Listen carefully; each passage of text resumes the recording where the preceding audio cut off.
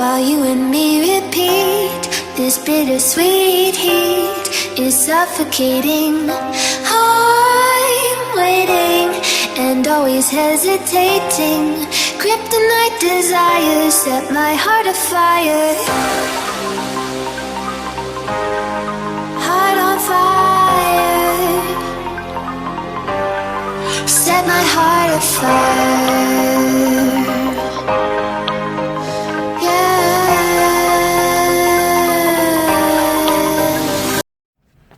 Hey guys and girls, welcome back to YYC Designz RC Creations. I'm Twist, and of course this here little playful girl is Maddie, and she doesn't know she's on camera. She just wants to beat up Dad for a bit here, hey? Don't ya? Yeah, oops. Apologies, it's been a while. Oh, she's bumping the camera on me, I'm sorry. I'll just move it back to where she can't. She doesn't realize that she's on film, obviously. But today we're going to be out in the big shop, and we're going to do some work on this Voodoo. I need to get in some suspension and the 4-link setup, and we're also going to work on motor mount and transfer case mount. So we'll move out to the big shop and we'll get started. Yeah. Say hi to everybody. Hey. Look, look, say hi to everybody. Look at this. Look up here. See, look at this. Maddie, hey, look up here. See? Yeah. Try and make your appearance. Yeah. You're supposed to be good for the audience, hey? Yes, all our friends want to see you. Yeah, you're not going to oblige. Okay. Let's head out to the big shop and get some work done, yeah? Whether you can tell it or not, this is Voodoo. However, she is upside down. There's been a few changes to the top side, but today we're working on the bottom side. We're going to look at installing the motor, which is going to go in right here. I do have to make some changes. I didn't allow enough room for the double motor mount setup yet. The motor is going to fit on this plate right here, but my cowl panel for the cab will not allow the motor clearance right now. I've got a slight issue. You probably are not going to be able to see this too well, but I've got a clearance issue of about 1/4 of an inch. However, that works out in my favor because when I made this cowl panel, I actually made a goof on where I placed it and set it. So I'm probably going to cut the cowl panel out and redo it. However, there's the motor with the double motor setup.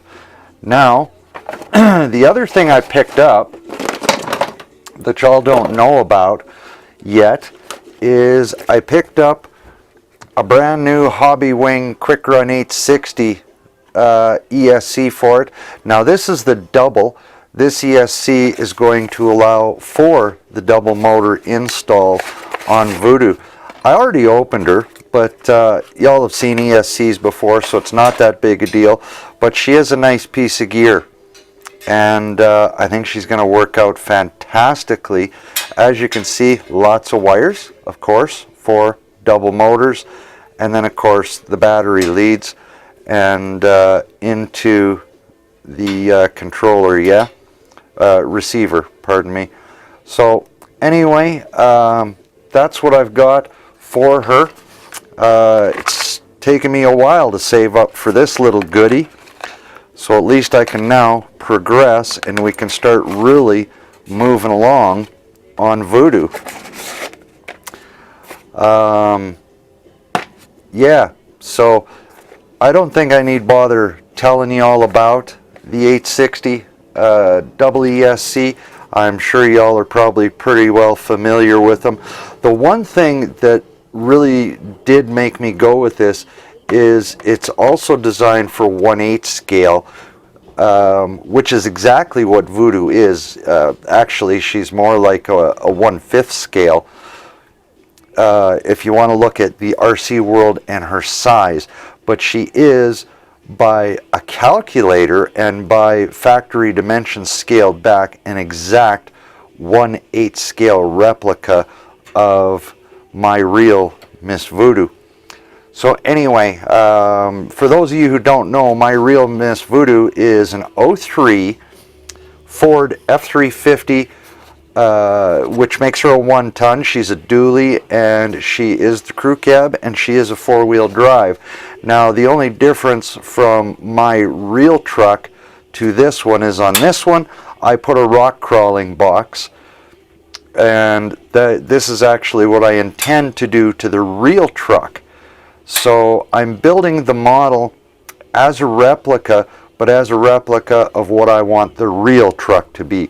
So I am also in the design stages of a full-size rock box for the real Miss Voodoo.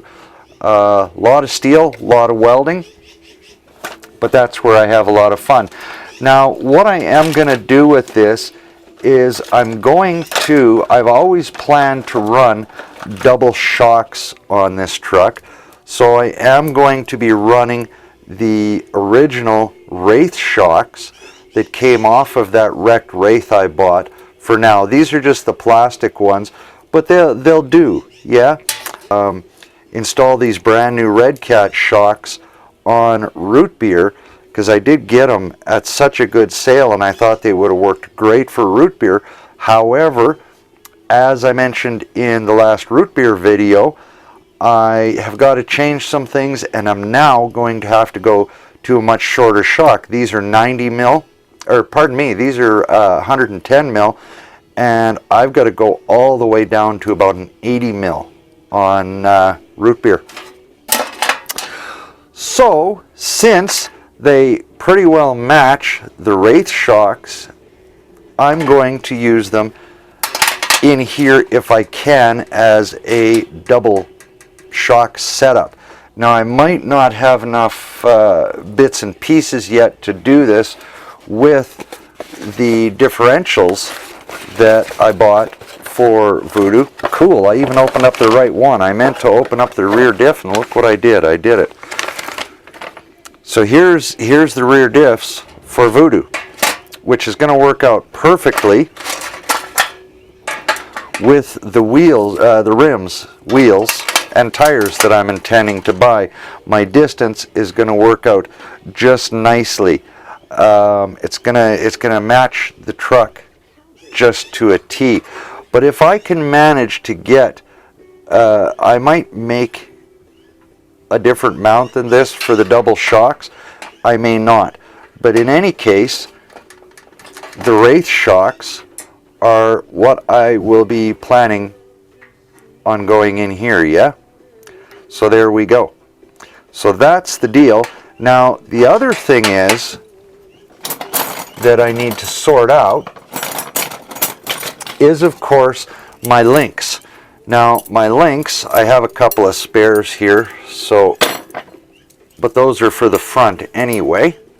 They're not really spares, they're just the front links. So here's the back links that we made many videos ago. It was actually a couple months ago now that I showed y'all how I make my links, and I used Voodoo's links for that.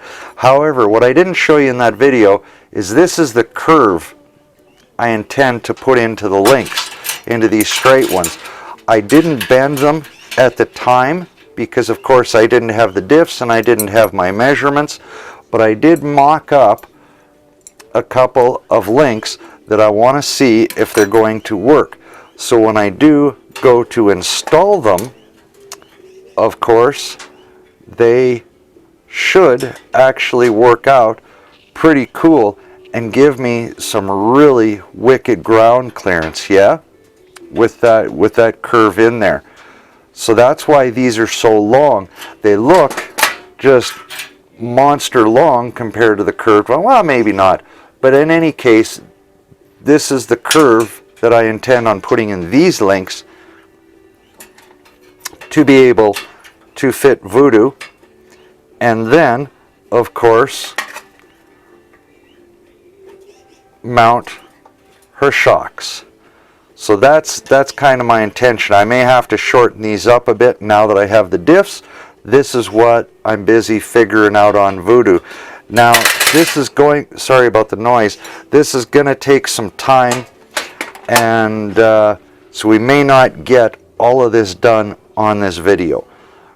We'll get the, I already know the motor's going to work. All I got to do is fit it. And that's basically what this video is about, is how I fit everything from a scratch build point of view. So what I did was, originally, I took the dimensions of my 03. I got the dimensions, but she's not a 4-link, yeah? So this has all had to come out of my head. So this is why I put these two frame stiffeners where I did. I'm going to have to put another one where these marks are so that I can mount the mount the transfer case. The transfer case will actually come in right here, which means I'm going to need some super long drive shafts, yeah? So I'm probably going to end up making my own drive shafts for her, but that's okay. So what I did anyway, getting back to what I was talking about before I lost track, was to make everything fit in a 5th scale and make the diffs land where they should and fit where they should. I basically took my Voodoo and I took where the parts would land on her frame if she had a 4-link. I found those numbers out and I transferred them to the model after turning them into 1/8 scale.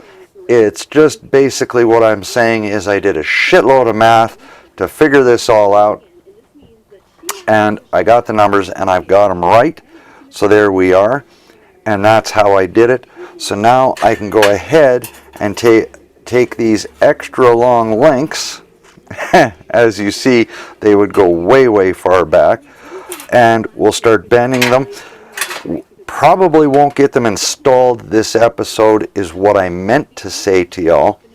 So because I've got a lot more work to do on the model, I just want to know that all of my parts are okay and that everything's fitting, and so far I'm right on the money.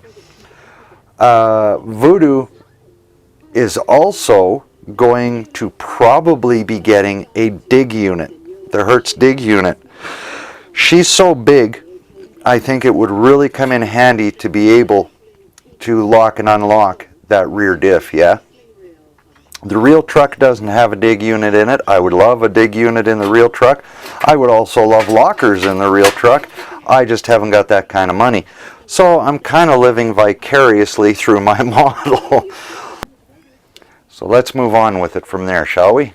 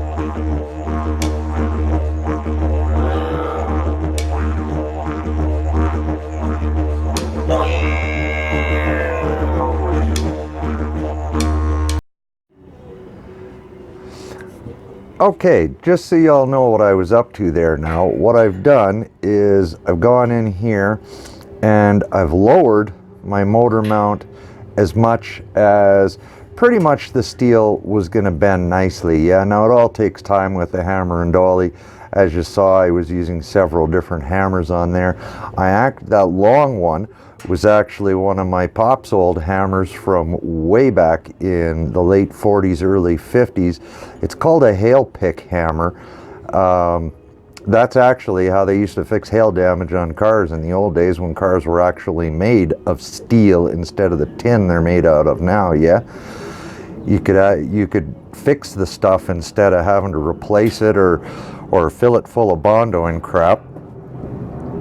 But we'll move this out just so you can see. Now what I had distance from my motor mount to my cowl panel was only, if memory serves, it was just shy of 3 inches. Now I realize this isn't perfectly straight. I've got a little bit more work to do on it. As I said, hammer and dolly work does take a long time. I've put quite a curve into this piece over the last half hour of working the metal. So I've got a little bit more to do on it to make it uniform and make it look good, but I have achieved my objective of gaining the extra 1/4 inch I needed between my motor mount and my cowl panel to, of course, facilitate putting in the double motor. Right? So now I have just a nice little bit of clearance here. I've got good clearance on the bottom down here. 2 motors can come off of there, no sweat. They will still just about hide behind the firewall. I'm going to have to put in a little bit bigger firewall and dash than I was intending on, unless I go with some stubby motors from Holmes. But really it won't look so bad if I take a moment and open up the door here. If I can undo this tight little wire one-handed, I can open up the door and y'all can see inside there. Side view, it's not really too bad. It's sticking out about an inch and a quarter there. So really coming back, the dash and the firewall and then the seats should fit in quite nicely. Here's the inside view of it. Of course, the 2 motors will come off of the double motor mount, and hopefully if I go with stubbies, they should fit in quite nicely, or I could go with a little longer motor and my distance wouldn't be dead accurate, but it'll still work. I can actually just move my front seat back slightly and put in a little bit bigger center console section here and fit in a proper seat where it will sit so that I can finish the dash out properly anyway. Yeah, that is super important to me to be as accurate as I can on the replication. You all know me that way. I'm kind of fanatical about it. I do have some more fitment to do on the doors, obviously, but that's going to be another video. Anyway, so now I've got the motor problem solved. I'm going to move on to just finishing out the cowl panel, just that last little bit, and then we're going to go underneath and we're going to work on some suspension, because I had to redo a lot of the links I made here, and I had to shorten the front ones quite a bit, and I've still got to put the curves in them, so we'll move on to that next. So one thing I did neglect to mention to y'all about the cowl panel was that I had to line up the hood as well, so that's why now the hood fits proper. I don't have to add in or extend that the cowl panel whatsoever.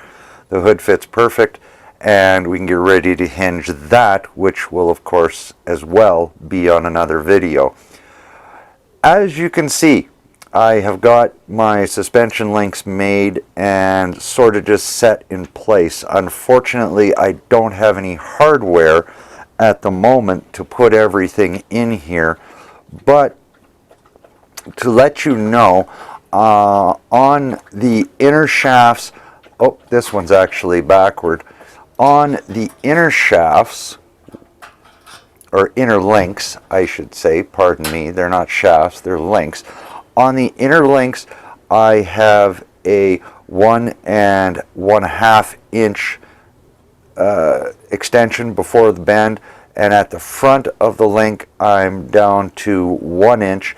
On the outer links I am 1 inch and 1 inch front and back. I did also the same on the back links here. Let me get you zoomed in and lined up here, and as you can see, yes, I'm using the original Wraith plastic diffs, because I don't like working with my good diffs during the setup process. I would rather stay with using stuff that I'm not worried about it if it gets destroyed. Yeah, I didn't want to blind y'all out with too much welding there, so I didn't show welding it in, but it's MIG'd in. These are the two scrap pieces I found that I was talking about, one on either side with the motor mount in the middle. Still just a tad warm. You don't want to be leaving your finger on there too long. But to let you know, from the height of the frame rail, it comes down exactly 1 inch. It is slightly offset to the driver's side of the vehicle, which is this side here. So this leg is slightly shorter than this one to handle the offset of the diff here at the back. Yeah, because the diff being offset, I made the transfer count. If I could talk today, I'd be doing great. I made the transfer case mount come slightly towards the driver's side to help compensate a little bit for that offset in the rear diff. So as you can see, everything lines up nicely. Now here is going to be my other issue that y'all are unaware about, is of course drive shaft length. Now I don't know where I can get a drive shaft that is going to be approximately 13, maybe even 13.5 inches going to the back, and another 9.5, almost 10 inches going to the front. So I am going to be making my own drive shafts. I'm not going to bugger up these nice ones, but I'm basically going to swipe the universal joints off of the end, and I will make my own slipping section in the middle so that the drive shaft, of course, can flex as the vehicle goes up and down. The other thing I was thinking of was adding in just like the real truck has, it actually has a constant velocity bearing here that makes it a dual drive shaft. So you have one from the transfer case to the constant velocity bearing back to the rear diff, which would work out okay, you know, going back here to this rear diff. But the problem is, again, drive shaft length. Now I can do it with a couple of these from transfer case to drive shaft, as y'all can see, but going to the back now, it's getting a little extended. Yeah. Now these KYX drive shafts are sweet in that they extend quite nicely. So I'm actually thinking about going to that option as well. I just don't know exactly what I would do at the front, because of course if I extend it out to its full length, which I'll do here now, and hopefully it won't fall apart while I'm trying to show you, I still can't make my distance back. Yeah, and no matter how much math I've done on this thing and how many calculations I've made for scale and everything else, I just cannot seem to get long enough drive shafts to make it. Now the front one would have to be basically 205 millimeters, and I've yet to find a 205 millimeter drive shaft in this configuration that I need. Now, I mean, yeah, okay, you can probably find them somewhere, but it's just as easy for me to just basically take the drive shaft. Sorry, I set it down. I gotta go back and get it here. It'll be just as easy for me to take a drive shaft, section the front, or section the middle, add in whatever length of section I would need after cutting it. Now, I haven't done the math on this, but taking the drive shaft, cutting it exactly in half, adding in a section of tube that I need, and keeping the slip yoke ability on either end. Now that is actually my plan. That's what I plan on doing, because I think I have also found a constant velocity, I'll call it a connector. I found a constant velocity connector for the back. Now, whether I can get it or not is a different story, but I've seen them on eBay, I've seen them on Amazon. I don't know what vehicle they come on. So if anybody knows what I'm talking about, basically it's just a block. It's like a pillow block bearing. There's a little block, and it's got the ends on it that'll attach to the drive shaft yoke, and it's got one on either side, and it's just the little piece that sits in here. I attach it here, attach a drive shaft onto both ends, and you're golden. Now that's what I'm looking for, and I have seen them around. So if anybody knows where I can get one of those, please comment in, or please leave me a comment down below, and then I can go searching it out and pick one up. Otherwise, I'm just going to make one. Just in case anybody wants to know, I am from differential to differential, a total of 27 inches from diff to diff. So I don't know of an 8-scale vehicle that runs drive shafts like that, that would function for what I need, and I don't like spending money anyway. So, and quite honestly, I would like to show you how to make your own drive shafts. I know Mark at Old Iron RC has done it. He does a beautiful job, so you can go watch his method.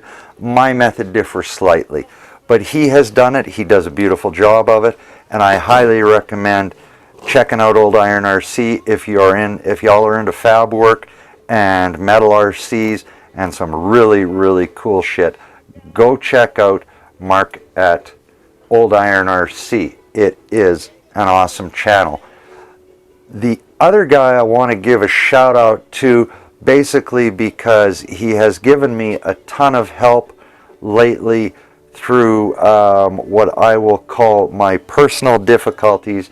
I know y'all don't want to hear this, but I need to say a big thank you not only to Mark from Old Iron RC for the same thing, but also to Uncle Lee of Bull Gear RC Videos. They have become two very close friends of mine, and I very, very much appreciate having them in my life. They are fantastic guys, and two fantastic channels on YouTube, by the way. Highly recommended viewing. So Mark, Lee, thank you very much, my brothers. I appreciate everything you all have done. Anyway, that is going to conclude what I wanted to get done on Voodoo here for this video, because I don't want it to get too hellishly long on y'all. And I didn't have any hardware to install these, otherwise I would have went ahead and installed them and showed you. So anyway, for now, I am Twist from YYC Designz, RC Creations. Maddie is laying down in the corner having a nap because poor girl got soaking wet out in our rain and hailstorm. But yeah, thank you for watching, and I apologize again that it's been so long since I got a video out to y'all, but I am getting my shit together and we will be back on a regular weekly video schedule from here on out. I'm not sure what I'm going to do the next video on, so I won't say anything, but there will be a video coming out about this time next week, and I hope y'all have a great weekend. I am off to what is called the TTC event here in Calgary. Y'all, well, it's not in Calgary, it's actually just west of here, but Sluicebox Steve has encouraged me to go, and so Sluicebox Steve and I, thank you for the stickers, by the way, brother. The Sluicebox Steve stickers look awesome. And we're going to head out to the TTC, which I believe is the Tough Truck competition. I don't know if he puts it on himself or if it's a combination of other guys, but it, of course, is coming from Aaron over at RC Sparks and RC Sparks Reboot. So, Aaron, see you at the event, I hope. I would like to meet you. I've always wanted to. Look forward to it. Anyway, I'm sure it's going to be a great event. I'm going to try and get some footage to that. But until then, we'll see you in the next one, guys and girls. Have a great weekend coming up, and don't work too hard. Take care. Talk to you later. Bye-bye.